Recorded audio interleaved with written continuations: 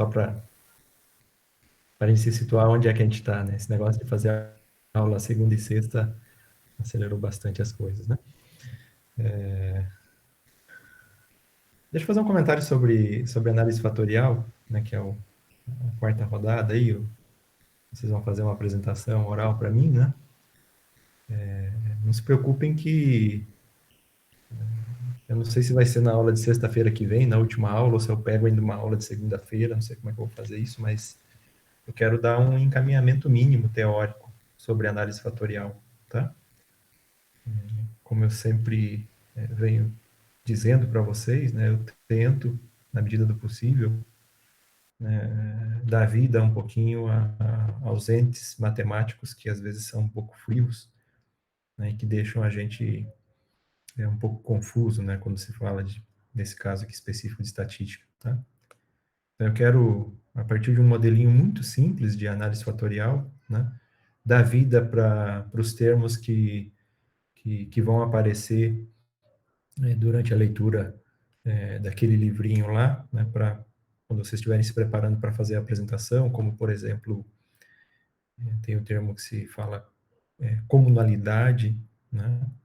Então, eu vou dar vida para isso, né? A história da covariância e da correlação vai, vai, vai entrar fortemente, tá? Aliás, né, fica até com uma possível pergunta, né? Pode ser que eu pergunte para alguém, eu pergunte para todos os grupos. Aí já deixo até a pergunta para vocês verem como que eu sou bacana, né? Eu faço a pergunta, sei lá, quanto tempo antes de... A gente nem tem a data marcada ainda para as apresentações, mas eu já deixo aí uma possível pergunta, né? Se a análise fatorial ela não é defeituosa no sentido de, já que ela trabalha com correlação, né?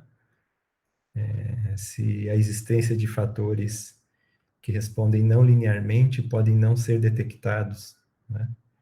E aí a rejeição da análise fatorial, a rejeição de um modelo fatorial não pode, na verdade, estar induzindo a gente a achar que não há um fator que responda, ou vários fatores que respondam às diversas variáveis, né? Aí fica a pergunta, como é que fica essa questão, né? A correlação é uma medida confiável de independência? A resposta foi dada alguma aula passada, talvez, não é? Mas chama atenção para vocês. Mas tá bom. Só para dizer isso que eu vou fazer uma apresentação mínima, tá? Principalmente nesses modos mais teóricos aí para dar vida para os entes matemáticos que aparecem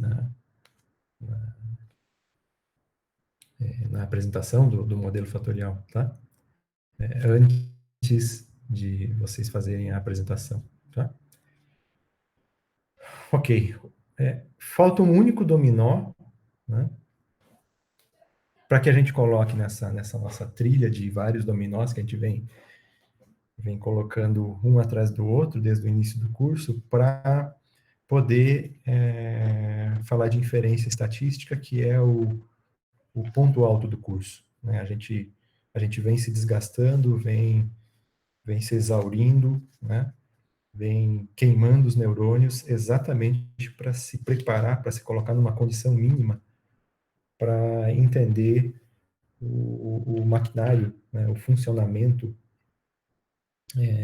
dessa parte da estatística chamada inferência estatística. Na verdade, uma das maiores ilhas que tem dentro da estatística, né? Uma das ilhas mais visitadas, mais exploradas, né? Com aplicações mais interessantes, né? A própria análise fatorial faz uso da inferência, né? O termo Q quadrado, que já apareceu aqui para a gente, né? Aparece naturalmente dentro de um dos testes para se rodar análise fatorial, que é o teste de esfericidade de Bartow, né? Ele usa a estatística Q quadrado, né? Que vai ser apresentada para a gente, né? Agora a gente vai começar aí nesse rumo aí, mas acho que isso ainda fica para a semana que vem. Mas o último dominó que está faltando para efetivamente a gente começar a falar de inferência, né? Para justificar todo o nosso esforço até aqui, se chama variáveis aleatórias contínuas, tá?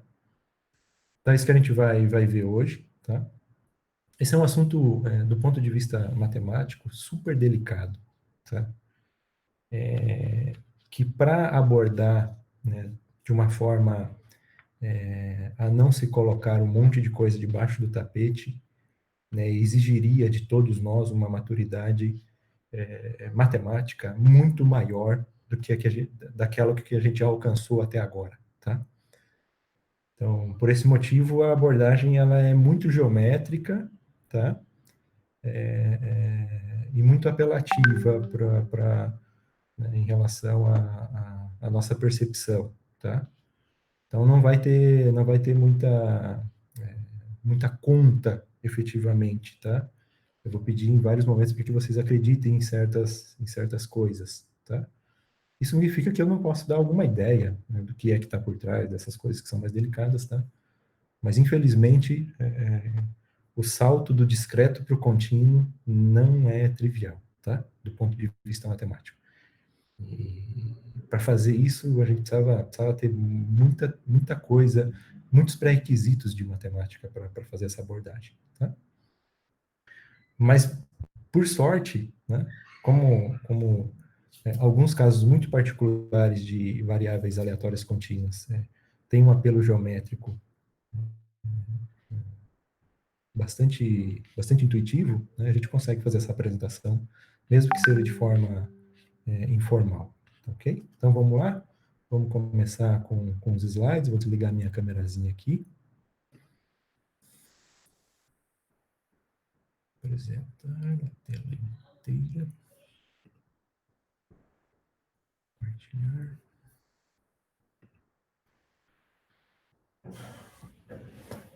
Tira o protetor de tela no computador. Espera um pouquinho.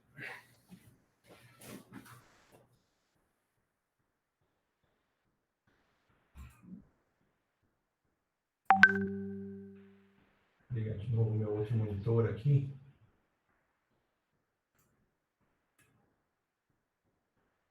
Porque é nesse daqui que eu consigo ver a minha tela.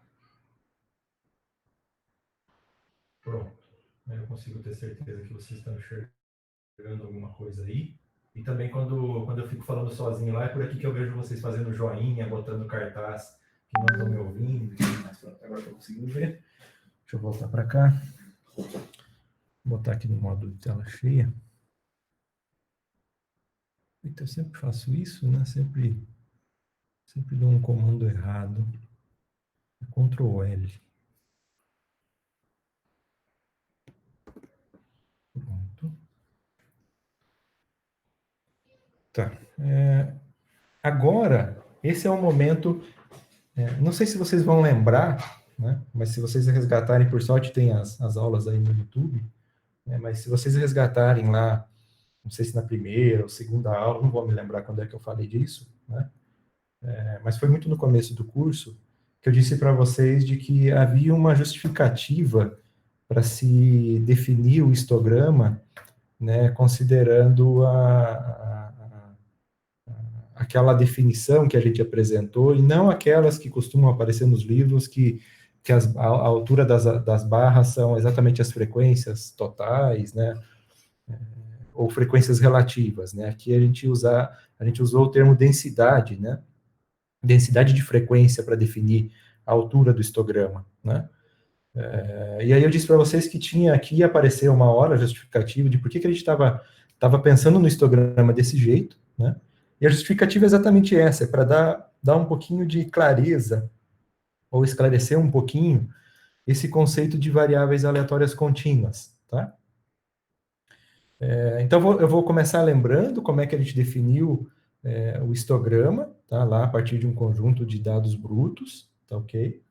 E aí, na sequência, eu faço o salto. Não é que eu vou fazer o salto, eu vou construir a ideia de variável aleatória contínua a partir do histograma, tá? Daí fica até justificado aquela forma de apresentação lá atrás, né? E, de novo, é mais uma justificativa de por que a estatística descritiva, né, é tão importante dentro do estudo da estatística, né? Porque ela, como vocês já estão percebendo, a única coisa que a gente tem na mão quando a gente está fazendo estatística são os dados brutos, né?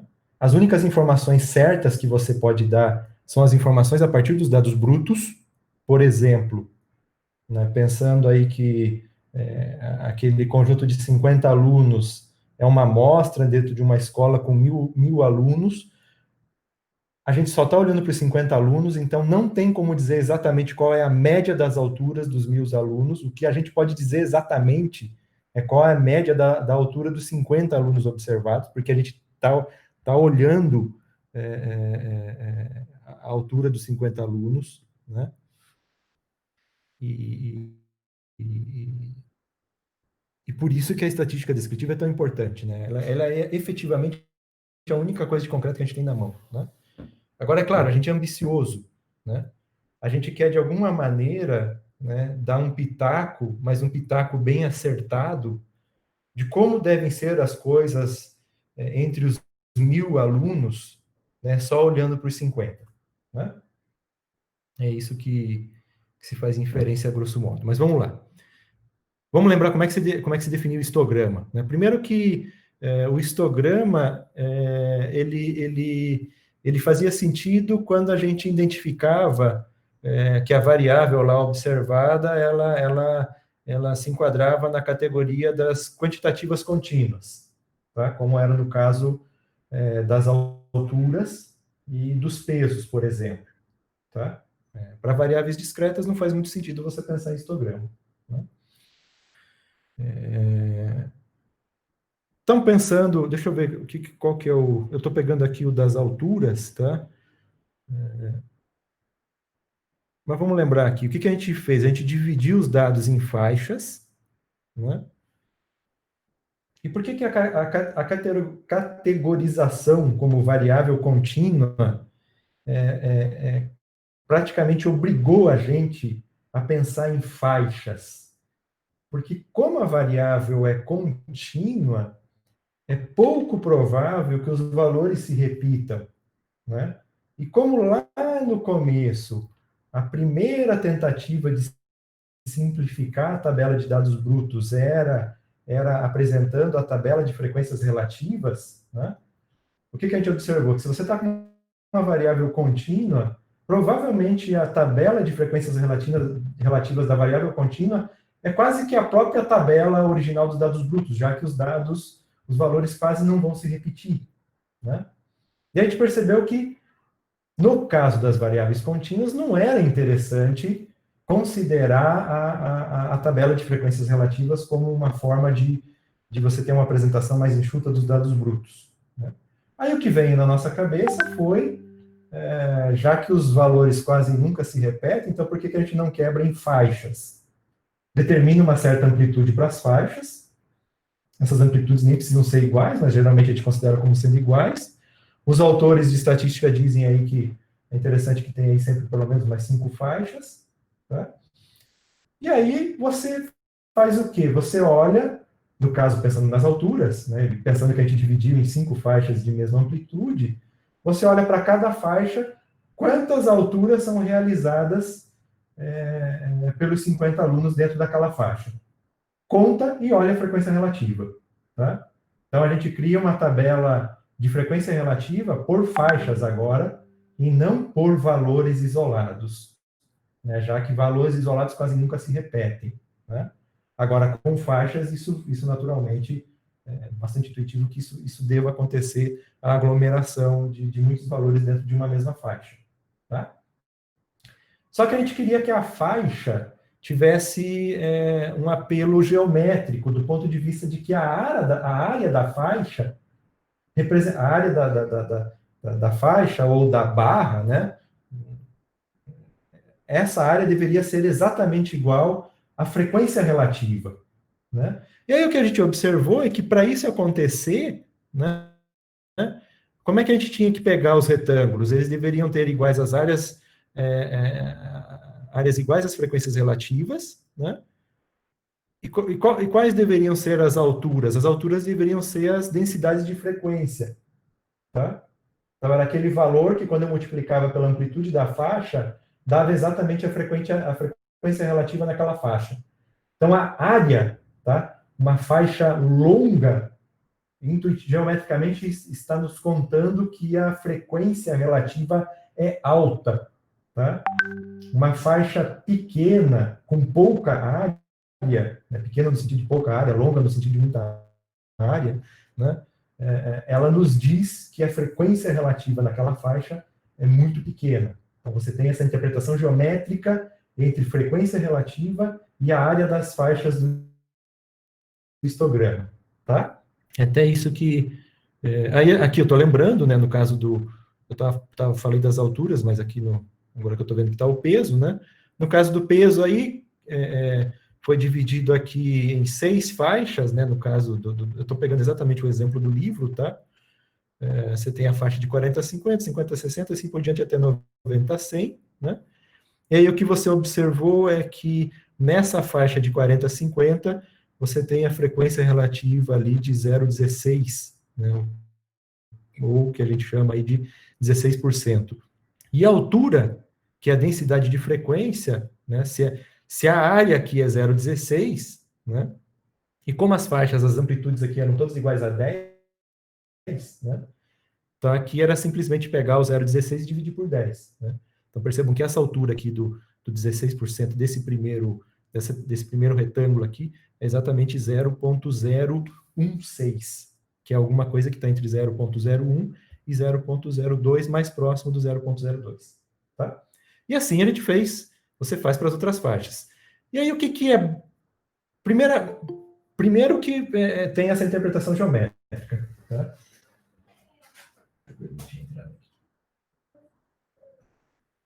Primeiro que você tem a interpretação geométrica de área com frequência. Né? Você tem essa equivalência. A área equivale à frequência relativa. Né? E segundo que se você quiser fazer contas, né, você vai fazer contas com áreas, né, no seguinte sentido: se você quer saber a frequência relativa dos alunos com peso entre 50 e 80, o que você vai fazer? Você vai somar as 3 áreas dos 3 retângulos correspondentes à faixa de 50 até 80. Tá? Nesse caso aqui, 0,44, né, na primeira faixa, 0,16 da segunda e 0,12. Então, esses 3 retângulos, a área que eles cobrem, né, relativa à faixa de 50 a 80, é de 0,72. Né?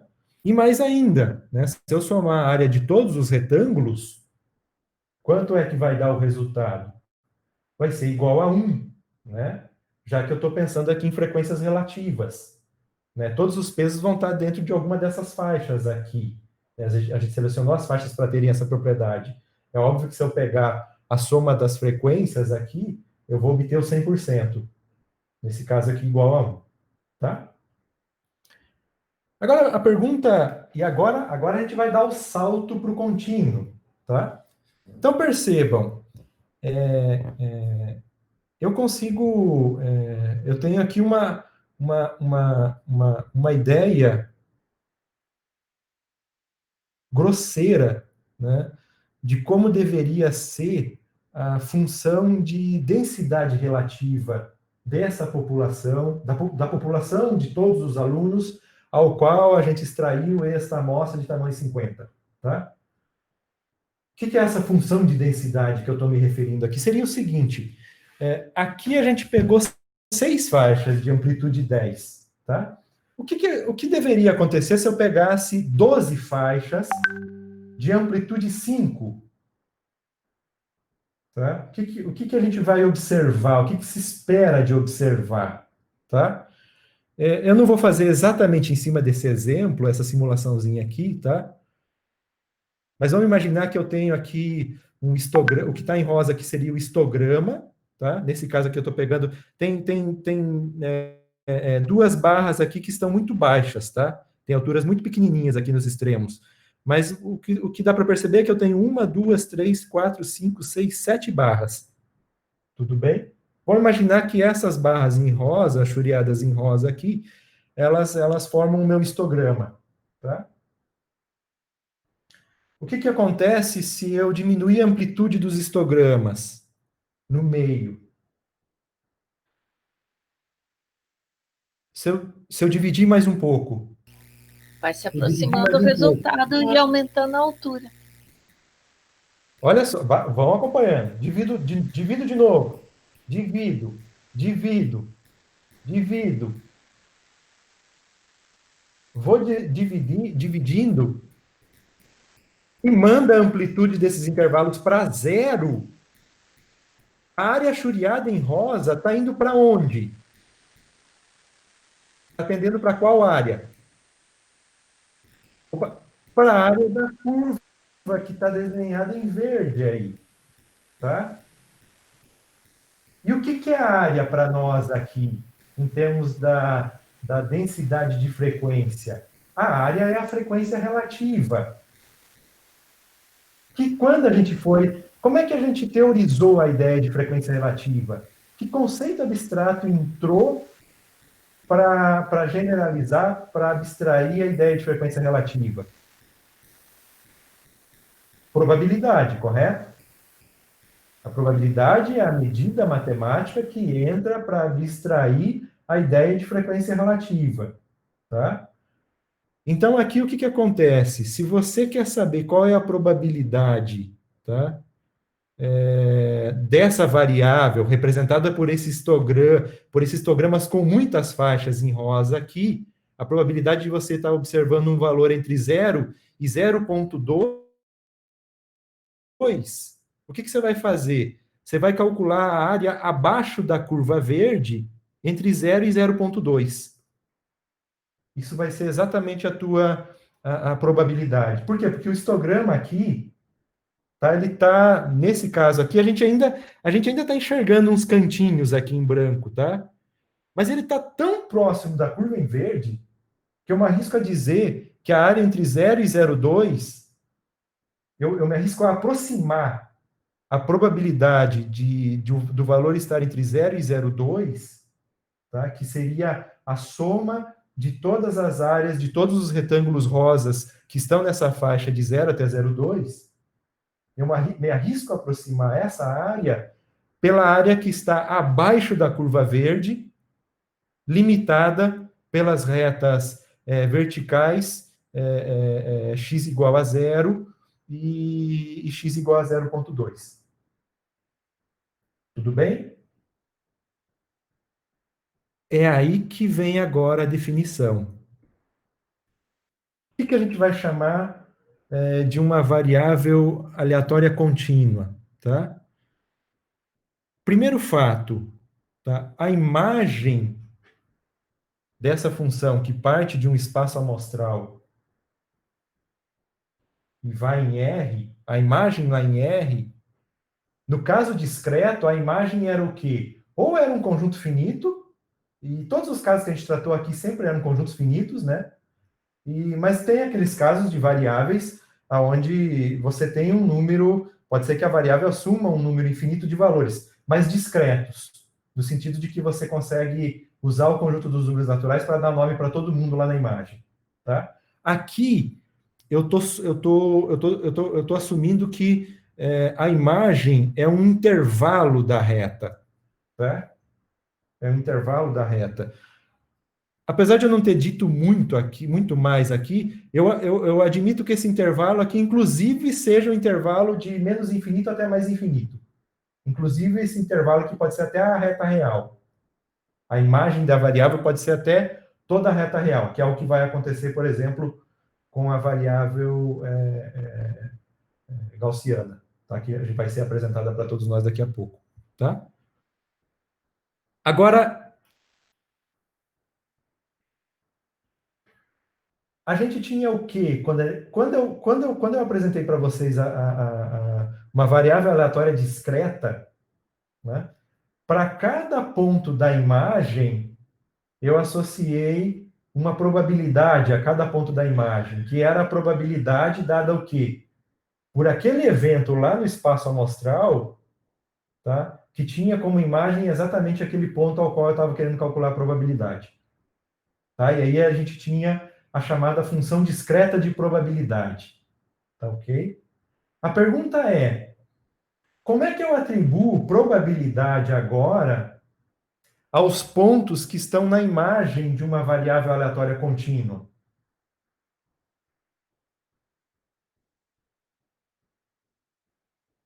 Olha, essa resposta ela é delicada, mas intuitivamente dá para a gente perceber para que lado ela deve ir. Eu não estou imaginando que agora eu tenha uma infinidade de pontos e esses pontos estão pelo menos em um intervalo da reta, tá? Se eu atribuir uma probabilidade para cada um desses pontos, esses pontos vão ser eventos disjuntos, tudo bem? A gente sabe que quando eu somo, quando eu pego a união dos eventos disjuntos, tá? A probabilidade da união dos eventos disjuntos deve ser a soma das probabilidades de cada um desses eventos. Mas se eu assumir uma probabilidade, se eu assumo que a probabilidade é não nula para todos os pontos, eu vou ter uma soma de valores não nulos, cujo resultado tem que ser igual a 1. Isso parece ser um pouco estranho. Isso parece ser um pouco estranho. Tá? O que faz mais sentido é a gente definir, ao invés de você pensar em função discreta de probabilidade, do caso contínuo, você pensar na função densidade de probabilidade. Que diacho que vai ser essa função densidade de probabilidade? A função densidade de probabilidade é aquela curva em verde que apareceu ali naquela simulação quando eu fui diminuindo o tamanho das faixas dos histogramas. Tá? Qual característica, quais características interessantes tem aquela curva em verde? Primeiro, perceberam que aquela curva em verde ela está situada no primeiro e no segundo quadrante, tá? Ou seja, ela assume apenas valores positivos, tá? Eu deixei destacado isso aqui, esse R com maior ou igual a zero aqui, é para dizer que a F assume apenas valores positivos, mas eu repeti aqui no primeiro item, tá? Que outras coisas a gente observa naquela história lá dos histogramas e da curva em verde? A área definida pela curva em verde, já que os histogramas estão ficando cada vez mais prensados a ela, e a área do histograma é sempre 1, tá? Então, o que você espera é que a área definida pela curva em verde, ou seja, a área que está abaixo da curva em verde e acima do eixo das abscissas, seja exatamente igual a 1. Tá? E a segunda coisa que a gente observou, que quando você pega uma faixa lá e quer calcular a probabilidade, e quer olhar a frequência relativa numa faixa, o que a gente fez? Ao invés de a gente contabilizar as áreas de todos os retângulozinhos que estão dentro daquela faixa abaixo da curva verde, o que a gente fez foi o quê? Aproximar essa área pela área abaixo da curva verde. É o que está no terceiro item. A probabilidade de x estar na faixa AB é exatamente a área abaixo da função f, situada entre as retas verticais x igual a A e x igual a B. Isso aqui, para quem passou pelo cálculo, sabe o que é isso aqui, sabe que isso aqui tem nome, tá? É o conceito de integral, tá? Aliás, a ideia de integral, né, principalmente do cálculo da integral, ela é remota lá do Newton, do Leibniz, tá? Esses são os caras que dão vida para esse conceito. É um objeto matemático, tem técnicas para se calcular em muitas situações, tá? Esse objeto. Mas o que você deve entender nessa expressão, já que a nossa abordagem, no caso de variáveis contínuas, é uma abordagem geométrica, você deve entender isso aqui como sendo o quê? A área abaixo da curva verde, tá? Acima do eixo das abscissas, entre as retas verticais x igual a A e x igual a B. Tá?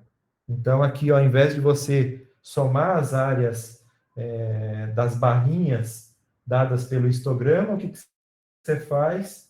Você soma a área abaixo da curva. Tá? Então, a função f vai ser chamada função de densidade para a variável aleatória contínua x, se ela satisfaz essas três condições, principalmente a última. Porque o que você está dizendo aqui é que a função de densidade de uma variável aleatória contínua, ela é o histograma no limite, quando você faz as faixas, a amplitude das faixas tender a zero. Tá? E aí que aquele conceito discreto, que é de função discreta de probabilidade, é substituído pela função densidade de probabilidade. Tá ok? Eu preciso dar exemplos, senão a gente fica um pouco perdido, né?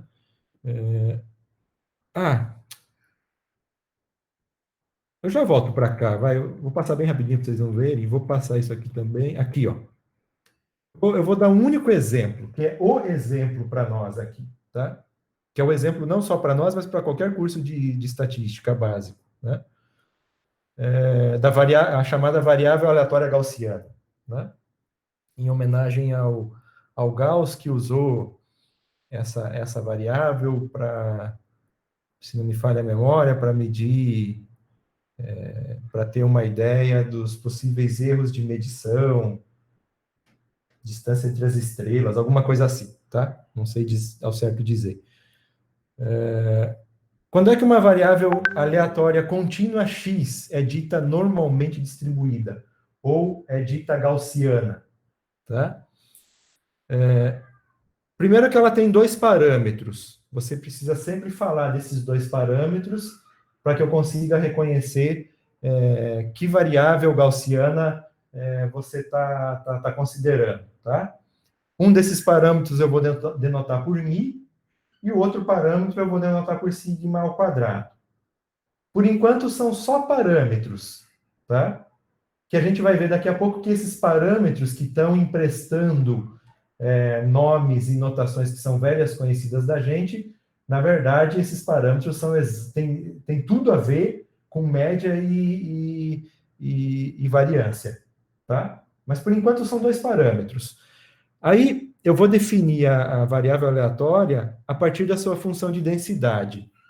A função de densidade vai ser dada por essa expressão aqui, ó. A função de densidade vai ser igual para variável aleatória gaussiana com parâmetros μ e sigma ao quadrado, ela vai ser igual a 1 sobre sigma raiz quadrada de 2π e elevado a menos x menos μ ao quadrado sobre 2 sigma ao quadrado. A expressão é feia, tá? Assusta no primeiro momento. E é para assustar no segundo, no terceiro, em todos os momentos, tá? Porque essa função é extremamente delicada. Já comento, tá? Deixa eu ver o que eu posso... Tá, aí aqui o de baixo eu não quero contar ainda. Aí, nesse caso, né, a notação que a gente usa para uma variável gaussiana com parâmetros μ e sigma ao quadrado, ou se você preferir usar para uma variável normalmente distribuída com parâmetros μ e sigma ao quadrado, é esse n aí, de normal, né, com a apresentação dos dois parâmetros. Porque você precisa me dizer os dois parâmetros para que eu saiba, para que eu reconheça quem é a função de densidade. Tá? A nossa curiosidade pergunta como é o gráfico dessa função de densidade. Mas calma, eu vou voltar um pouquinho para trás.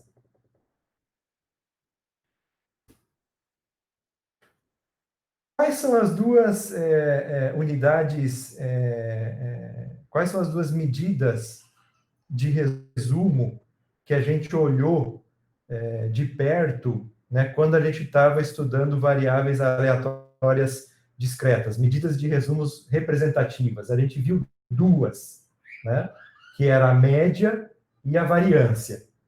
Tá? E a raiz quadrada da variância, que se chama como mesmo? Da variância? Desvio padrão, muito obrigado, eu tinha esquecido já. Então, você tem a média ou variância, ou média e desvio padrão. A gente viu que a gente precisa das duas, né? Porque se você pensar só em média, você corre o risco de ter uma ideia diferente daquela com com que a variável de fato apresenta. Até dei o exemplo lá de 3 variáveis com mesma média, as 3 variáveis, uma mais diferente do que a outra, né? Aí a gente entrou com o desvio padrão, entrou com a variância, para poder classificar, né, para poder destacar a diferença entre as 3 variáveis com a mesma média. Tá? Então, é interessante que esses dois parâmetros andem sempre de mãos dadas. Né? Se você está querendo resumir uma variável a partir de medidas de resumo, então faça isso sempre olhando média e variância. Tá? É problemático olhar só a média. E problemático também olhar só a variância. Dizer que duas variáveis têm a mesma variância não quer dizer que elas sejam iguais. Tá? Mas como fica a ideia de média para uma variável aleatória contínua?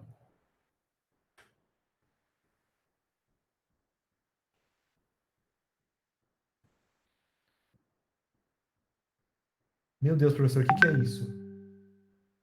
Como é que a gente calculou a média? Como é que foi definida a média de uma variável aleatória discreta? A gente pegava sempre o valor que a variável assumia e multiplicava pela respectiva probabilidade que esse valor assumia. E somava todos esses produtos. Tá?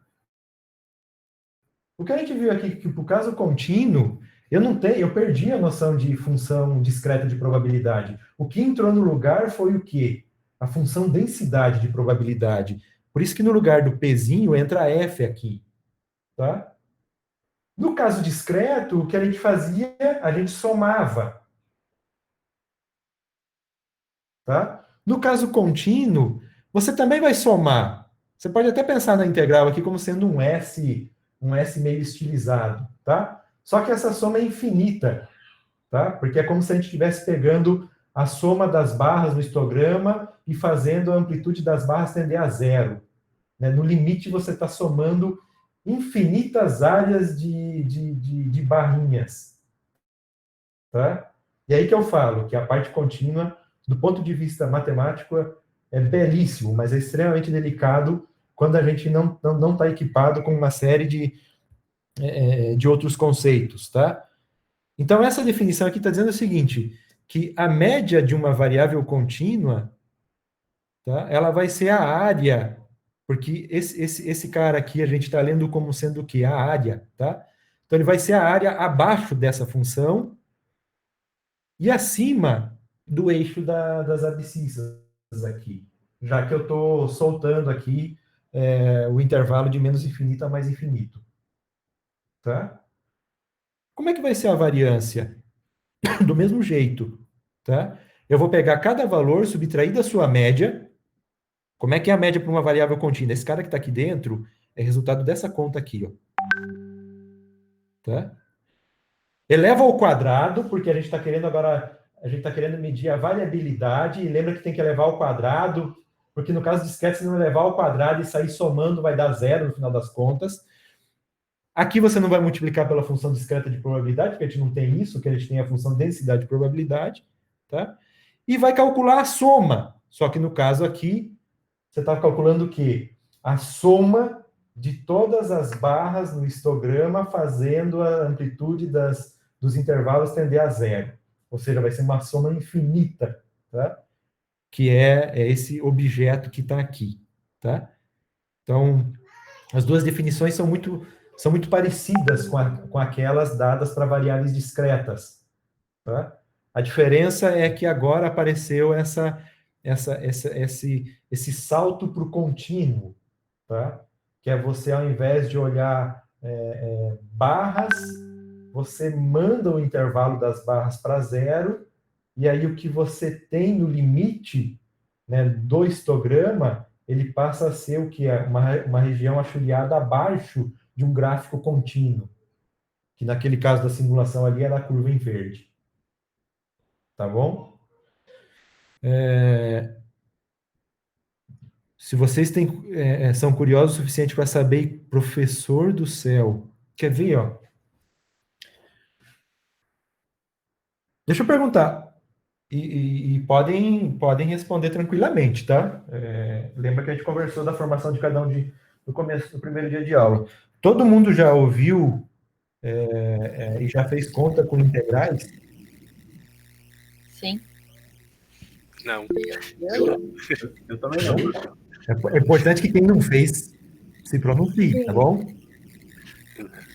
Então, tem gente que não fez. Ó, eu vou dar um exemplo bem simples, tá bom? Geralmente, né? Deixa eu colocar aqui um pouco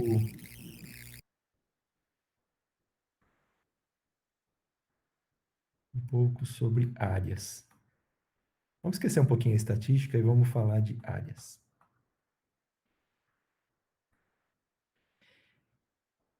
Quais áreas todo mundo é apresentado já na infância? Que objetos geométricos a gente sabe calcular áreas? Quadrado, triângulo, Retângulo, hexágono. círculo. Vamos lá, vamos colocar alguns aqui. Vamos pegar um retângulo, que é mais geral do que um quadrado. Vamos lembrar, vamos lembrar os tempos da escola. Vocês verem como que era bom aquele tempo, né? Porque agora a estatística aqui apertou. Como é que é a área do retângulo? Se isso aqui é o retângulo, né? A área do retângulo é base vezes altura, né? Vou colocar aqui a churiada. Moleza, essa aqui todo mundo lembrou. Quer ver eu apertar o calo de vocês agora? Do triângulo. E vou ser bem bonzinho. Tem Retângulo. professor de matemática no grupo, prof. Tem que perguntar para eles. Não. Para quem, essas coisas que eu estou perguntando, né, todo mundo deveria saber, tá bom? São objetos geométricos que são ensinados para todo mundo.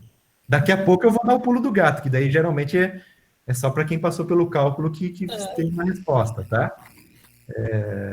Mas não se preocupem, isso aqui não é para. Pode tanto quem sabe, quem não sabe falar, não tem problema. A gente está só lembrando das coisas aqui, tá? Então vamos supor aqui que esse lado mede A e esse lado mede B, tá? Então vamos chamar isso aqui de T. Então, nesse caso aqui particular desse triângulo, qual que é a área?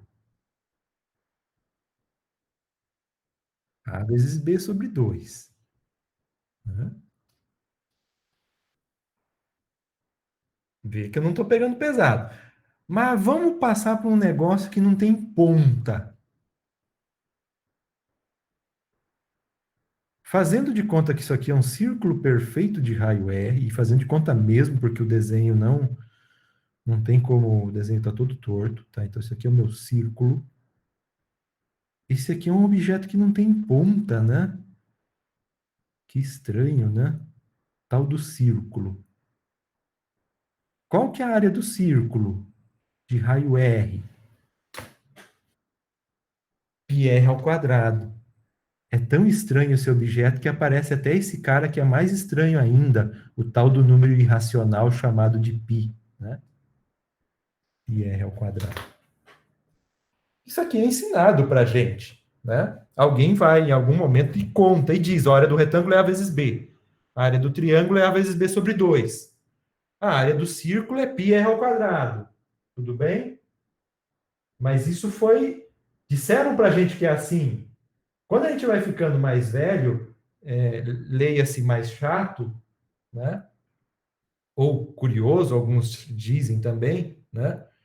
A gente sai da condição de não adianta só alguém contar. A gente quer saber, mas por que a área do retângulo é A vezes B?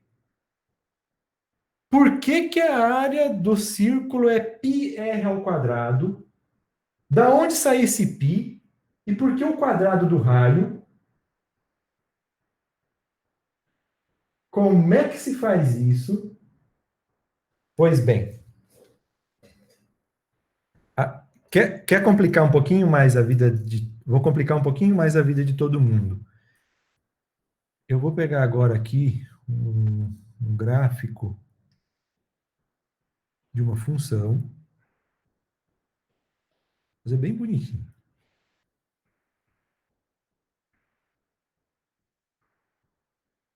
Muito bem, aqui eu tenho o gráfico de uma função y igual a f de x. Puxa, professor, mas me ensinaram só a área de retângulo, triângulo, círculo, e aí agora vem o professor e pergunta o seguinte: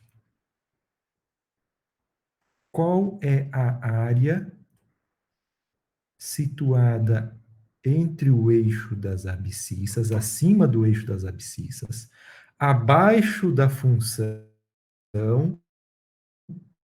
e entre as retas verticais x igual a A e x igual a B? Ou seja, essa região achuriada em vermelho.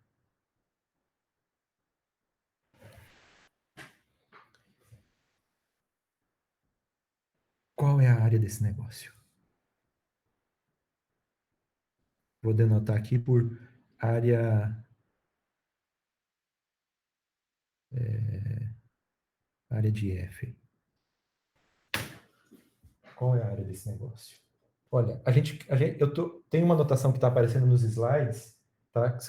Que a gente pode usar aqui, né? Eu venho denotando a área abaixo de um gráfico, acima do eixo das abscissas e entre duas retas verticais. Ali nos slides eu venho denotando assim, não é? Só que lá no caso eu estou pensando em função de densidade. Mas é assim que eu venho denotando, certo?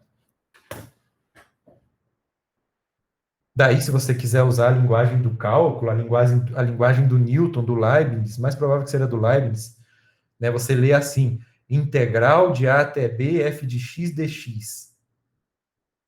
Tá? Mas vamos dar um exemplo concreto. Ali é genérico. Não fiz nada aqui, tá? Eu não respondi para vocês ainda como é que se calcula a área dessa região achuriada em vermelho. Eu só disse que no cálculo, né, essa área achuriada em vermelho é denotada assim. Se você quer falar daquela área achuriada em vermelho, você escreve esse troço aqui, usa essa notação aqui, tá? Então, vamos pegar especificamente um pedacinho aqui da parábola. Tá? Então, estou pegando só a parte positiva aqui, tá bom? Se você quisesse até desenha para lá. E eu quero o quê? Eu quero calcular a área entre 0 e 1. A área acima do eixo das abscissas, abaixo do gráfico y igual a x ao quadrado, entre as retas verticais x igual a 0 e x igual a 1. Tá? Então, aqui, né, se você quiser usar a notação do cálculo, né, então aqui a área vai ser o quê? Vai ser a integral de 0 até 1 de f de x dx. Bom, para quem não conhece a história, tá, tem uma teoria em matemática, um ramo da matemática que se chama tipicamente de cálculo, tá, que entre outras coisas dá conta de responder essa pergunta. Tá? Como é que efetivamente eu calculo essa área achuriada em vermelho? Tá? Como é que eu calculo isso daqui? Eu não vou entrar em detalhes, tá? Mas o resultado dessa conta seria o seguinte: vai entrar esse negócio aqui, tá? Aí aparece um símbolo assim, e aí isso aqui quer dizer o seguinte, que você vai calcular em 1 e vai subtrair no valor calculado em 0, aquela área ali é igual a 1 sobre 3, tá? Quem que é esse cara que apareceu aqui? Esse cara que está aqui, eu vou chamar ele de F grande, ele é um cara tal que a sua derivada é exatamente igual a f pequena. Ixi, professor, o que é derivada? O professor está apelando. Derivada é o seguinte. Eu vou voltar lá para o gráfico, lá. Eu vou desenhar de novo o gráfico ali da parábola, um pouco maior. Tá?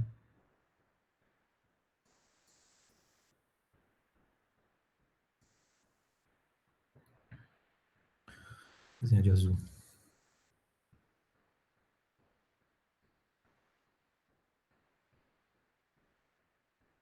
Forçar para passar na Auri ficou horrível, mas tudo bem. Pega um ponto qualquer no gráfico. Tá? Por exemplo, essa bolinha que eu desenhei aí. Eu quero saber qual é a reta que toca esse gráfico y igual a x ao quadrado, pelo menos numa vizinhança desse ponto. Nesse caso aqui, não é só numa vizinhança, mas a informação que eu vou colocar aqui vai valer para todos os pontos.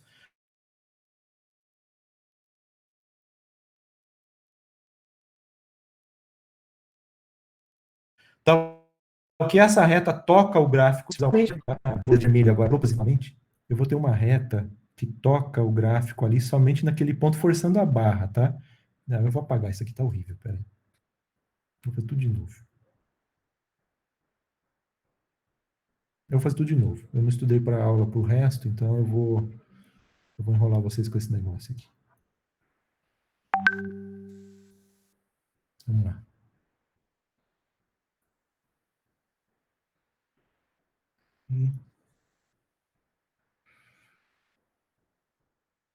Vou desenhar só a parte positiva.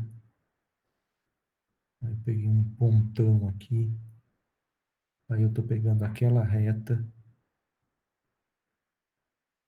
que encosta no y igual a x ao quadrado somente em um ponto. Tá? Isso aqui é o que a gente costuma chamar em geometria de reta tangente. Essa reta tangente forma um ângulo θ com o eixo das abscissas. Tá? A gente sofre um pouquinho no cálculo, mas a gente consegue mostrar o seguinte. A gente consegue mostrar que tangente de θ... Como é que é a história?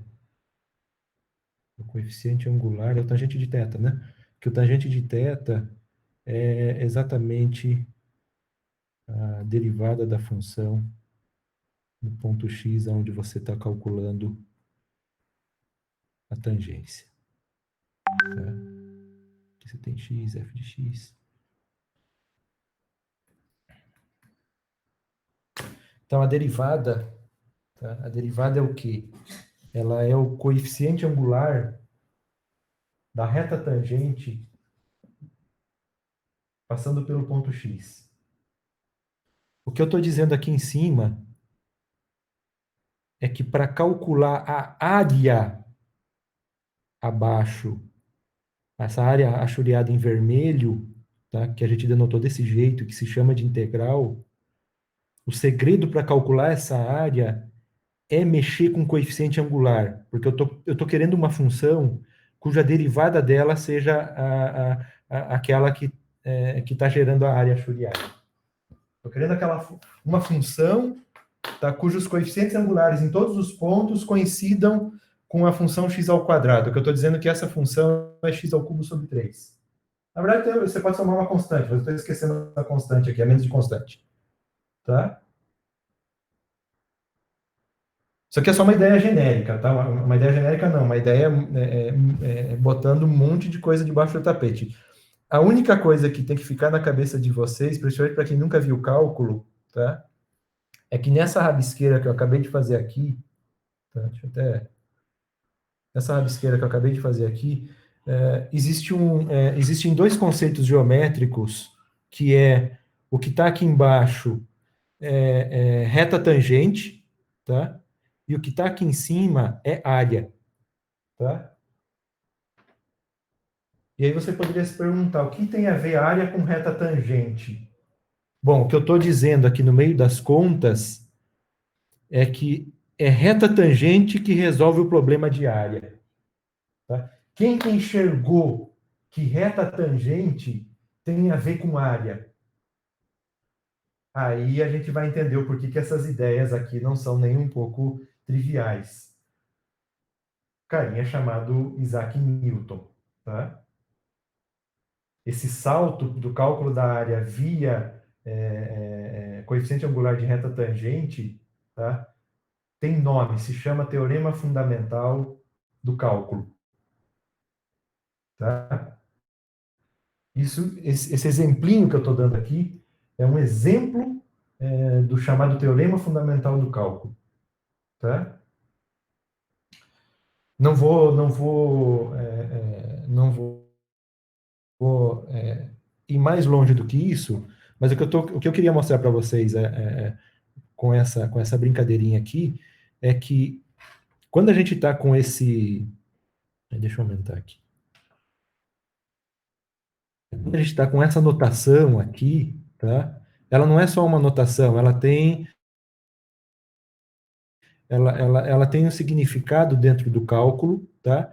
E em muitas situações, não é em todas, mas na grande maioria, nós, pobres mortais, costumamos acessar, esse objeto aqui, você consegue calcular ele efetivamente. Ou seja, dado uma função, tá? Perguntar qual é a área dessa função. O que esse cara... De jeito nenhum, agora não. Qual é a área abaixo dessa função, tá? Você tem como calcular isso. Tá? Que área que dá conta disso é o chamado cálculo. Tá? E que isso tem a ver com reta tangente é o teorema fundamental do cálculo, é culpa do Newton. Tá? Então, é uma página muito bonita da matemática, tá? Com consequências assim... O que esse cara está fazendo de mal criado na minha frente sem eu mandar? E está fazendo, né? É uma área muito bonita da matemática, com grandes desdobramentos, porque do cálculo aparecem as tais das equações diferenciais. Isso é ferramenta básica, por exemplo, nas engenharias, para você modelar uma série de problemas físicos, tá? E por aí vai, tá? Por isso que o cálculo acaba sendo disciplina básica em muitas áreas que defendem, ou que se apropriam, ou que buscam criar tecnologias, né? Vamos voltar para a nossa conversa. Eu só queria mostrar um pouquinho para vocês de que essa notação aqui envolvendo esse S estilizado, que é a chamada integral, tá? Existem técnicas para calcular as integrais, técnicas para se calcular áreas abaixo de gráficos, tá? Que nem sempre são triviais, tá? Aqui só para concluir, né? Assim como a gente fez para variáveis aleatórias discretas, se você pega a raiz quadrada da variância, a gente vai chamar a raiz quadrada da variância de desvio padrão, tá? E o objetivo de pegar a raiz quadrada da variância é exatamente para você ter uma medida de variabilidade com a mesma unidade da unidade dos dados que você está calculando a variância, tá? A justificativa é a mesma. Tá? Isso aqui, ó, você tem... Aqui eu estou dizendo assim, que tem um jeito mais fácil de você calcular a variância. A variância é exatamente o valor esperado da variável aleatória contínua x ao quadrado, mais o quadrado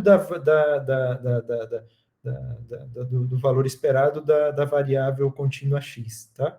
Nos mesmos mobs, isso aqui é aquele mesmo tipo de conta que eu fiz. Lembra que eu mostrei para vocês que tinha um jeito esperto de se calcular a variância? A gente abriu, usou soma de quadrados, quadrado perfeito, fez as contas, cancelou de lá, daqui, observou que uma soma dava isso, dava aquilo, e no final a gente observou que a variância é o quê? É sempre a soma dos quadrados dos valores mais o quadrado da média. O que eu estou dizendo é que aqui também, aquele mesmo tipo de expressão vale aqui para variáveis contínuas, tá? Então, do ponto de vista computacional, você tem essa facilidade para calcular a variância, tá? E agora eu volto lá para a variável gaussiana, tá? Lembrando, né? O que é uma variável aleatória gaussiana? É uma variável aleatória contínua que tem função de densidade dada por essa expressão matemática, que depende de dois parâmetros, do μ e do sigma ao quadrado, tá? Agora vem a justificativa de por que esses parâmetros que definem a função de densidade de uma gaussiana são denotados por μ e sigma ao quadrado. Olha só, quando você calcula a média da gaussiana, dá exatamente o primeiro parâmetro μ. E quando você calcula a variância de uma variável gaussiana, dá exatamente o segundo parâmetro, sigma ao quadrado. Tá? É claro que para calcular a média da variável gaussiana, né, só para a gente teria que aprender a calcular. Vou voltar aqui.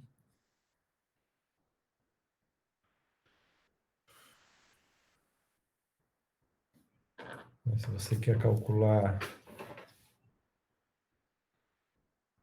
se x, né, é uma variável aleatória contínua normalmente distribuída, com parâmetros μ e sigma ao quadrado, né, e você quer calcular a média dela, como é que a gente definiu a média?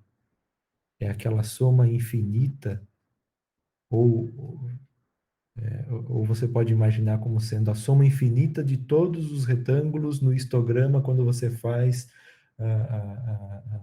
as faixas tenderem a zero, né? E dessa função aqui, ó, você vai pegar o quê? Você vai pegar x e vai multiplicar pela função de densidade, tá? Da normal. Quem que é a função de densidade?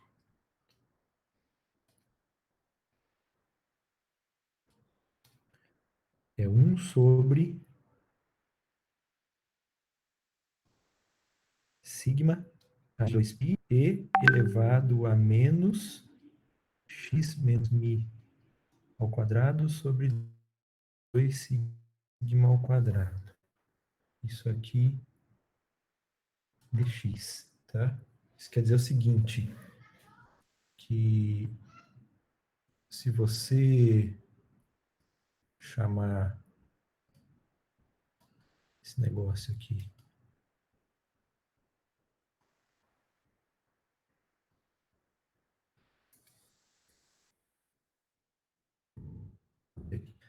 isso aqui de G, tá? Então, o que você está querendo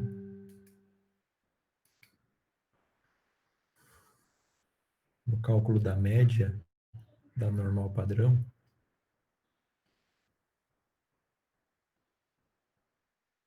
essa G aí é uma função, tá? Que depende de x, tá?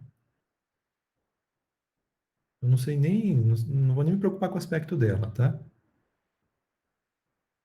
Como eu estou querendo olhar a área de menos infinito ao mais infinito, tá? Então eu estou olhando toda a área choreada, desde o passado até o futuro.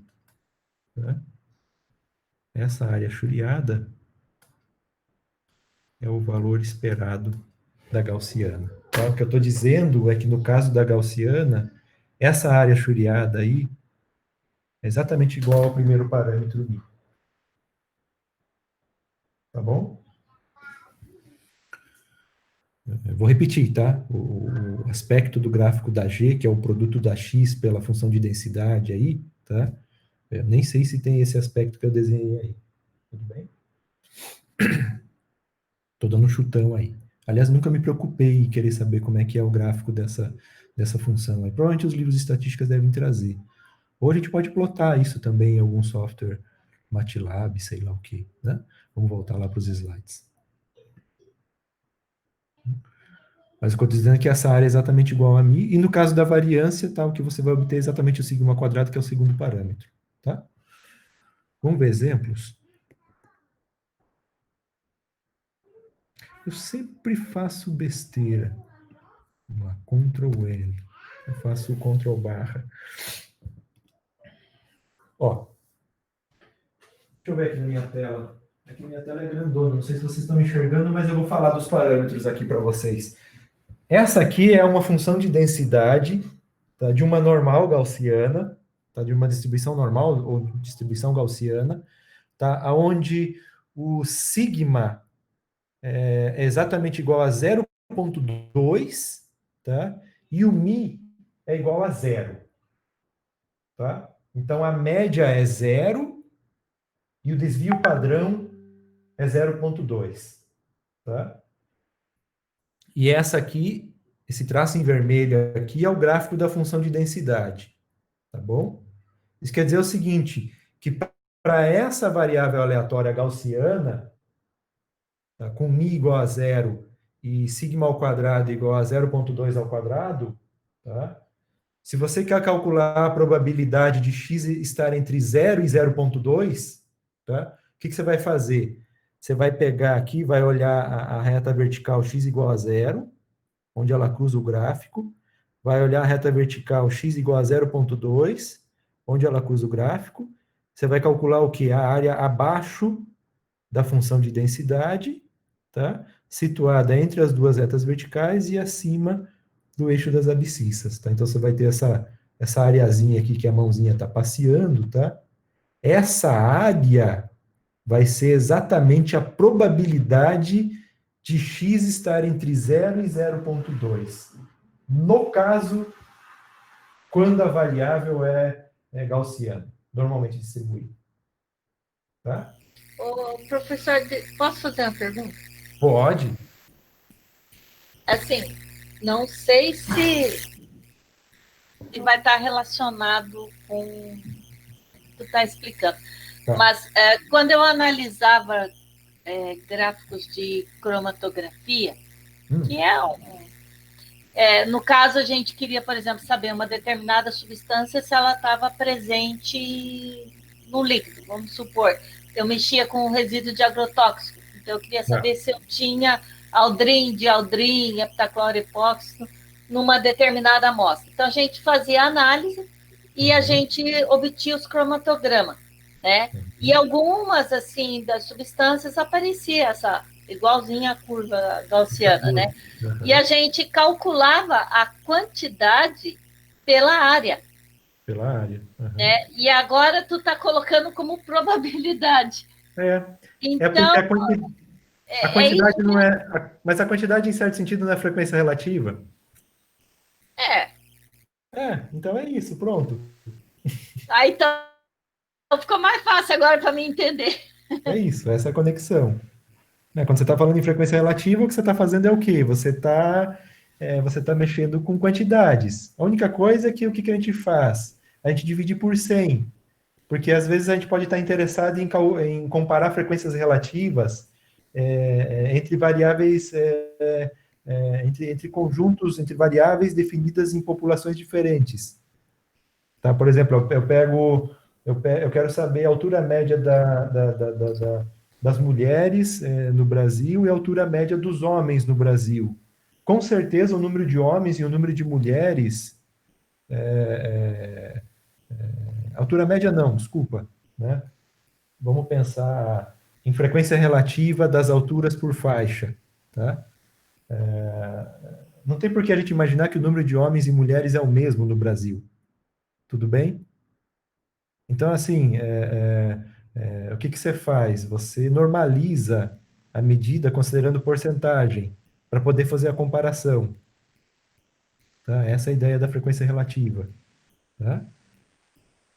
E eu lembro assim que eu media todas as alturas, media as bases, a altura, e jogava na fórmula e saía direto o cálculo. Mas eu fazia manual de todas as substâncias.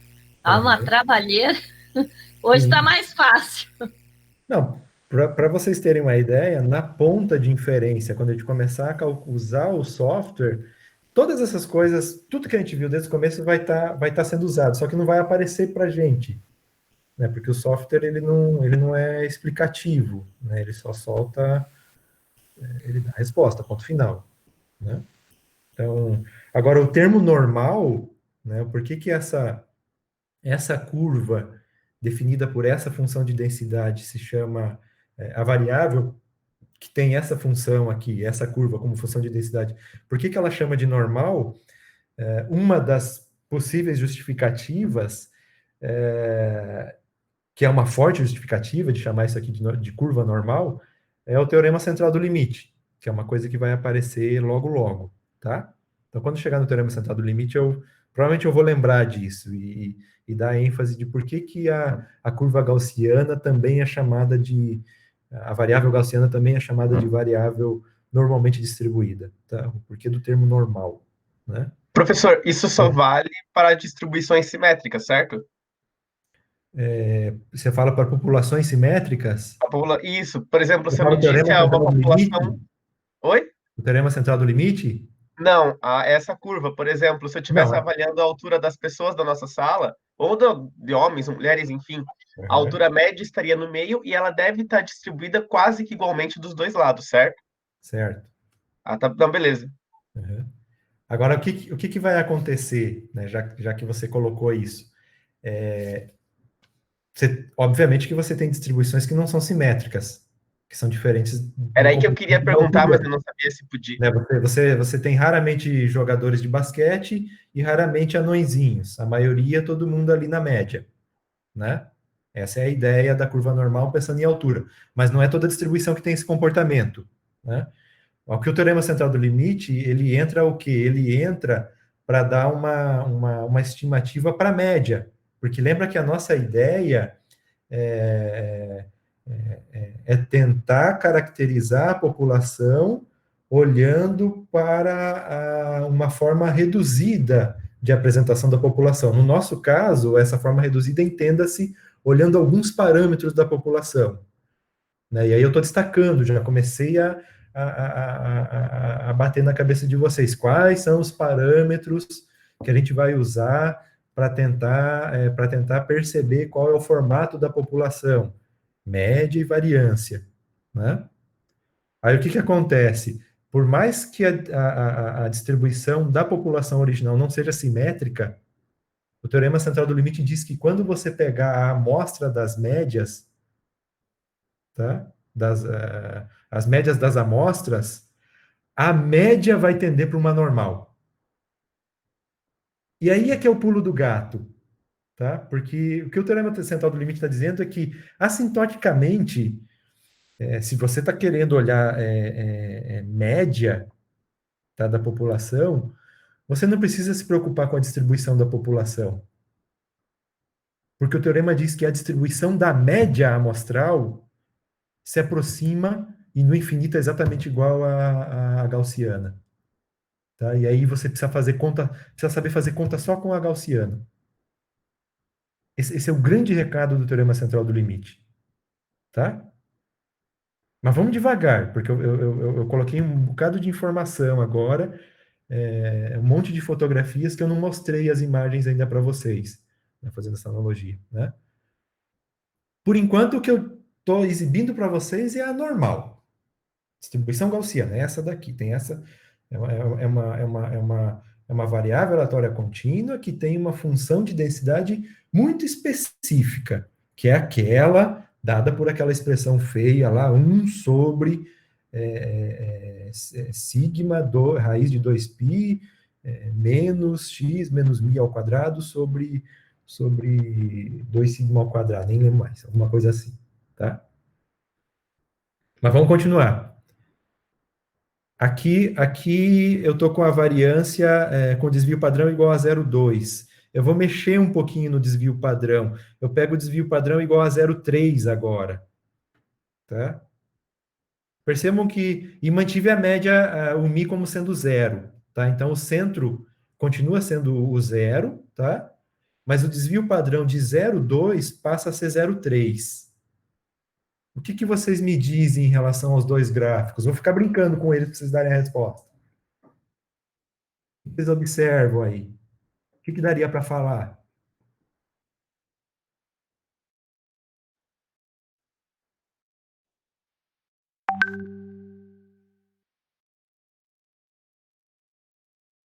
Não falar nada?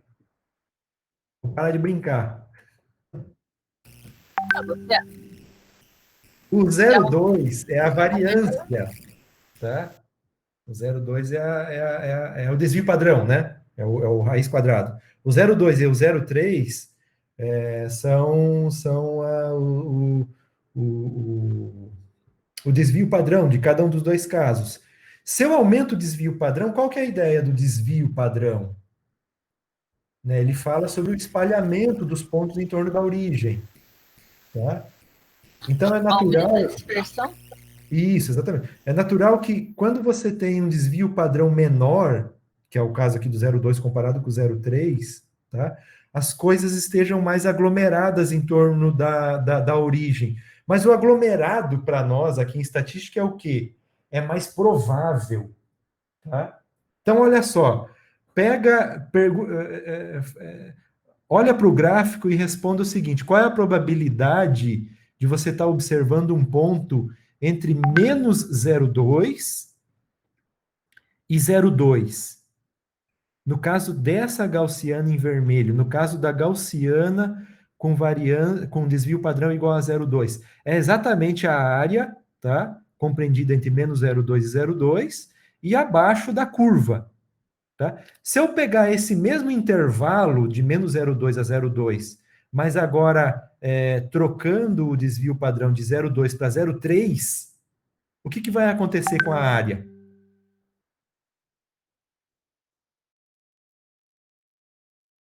Diminuiu, não é? Essas duas retas verticais aqui, eu estou olhando tudo que está para cima do eixo X. Percebam que no segundo caso, com variância maior, a área terminaria aqui. Com a variância menor, eu ainda vou lá num pico, o bico é muito maior. Tá? Isso quer dizer que isso está de acordo com a nossa ideia de variância. Se a variância é menor, a tendência é que os pontos estejam mais próximos da média.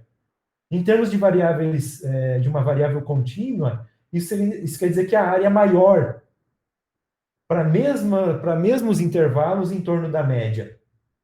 Então, eu estou pegando o mesmo intervalo, de menos 0,2 a 0,2. Com desvio 0,2, eu tenho o quê? Eu tenho um bico bem grande aqui. Quando eu pego o 0,3, o bico diminui. Tá? A faixa é a mesma, tá? Mas o bico aqui diminui de um para o outro. Ou seja, a área no 0,2 é maior do que a área com desvio padrão 0,3. Percebam que a função de densidade e a noção de área como probabilidade, através da função de densidade, ela está casada com a ideia de desvio padrão. Tá? Quanto maior o desvio padrão, mais dispersos são os pontos, menor é a probabilidade. Tá?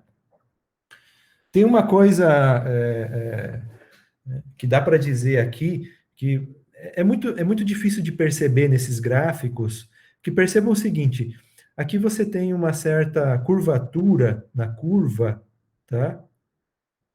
Que eu vou falar assim, com a boca para baixo, tá? E depois, em um certo momento, a curvatura passa a ficar com a boca para cima, tá? E depois de um certo momento, a boca passa a ficar voltada para baixo. Tem um termo, convexidade, concavidade, tá? Eu não vou usar esses termos. Vou ser um pouco menos preciso. Bom, quando você está com essa curvatura voltada para baixo, tá? Vai ter algum momento que há uma troca de curvatura, tá? Que você deixa de estar com a curvatura voltada para baixo e passa a estar com a curvatura voltada para cima. Esse momento, esse ponto, e é um ponto único, esse pontinho onde a curvatura muda, adivinha quem que é? A segunda derivada igual a zero. Calma, não. Gente, Não, tô brincando, é muito complicado. Não, a resposta que eu não queria era que isso aqui é ponto de inflexão, porque isso é técnico, isso é lá do cálculo, tá? Eu quero aqui em termos da nossa conversa de estatística, tá? Quem que é esse dito cujo do ponto, que no caso aqui, como essa função de densidade é simétrica, né? Você tem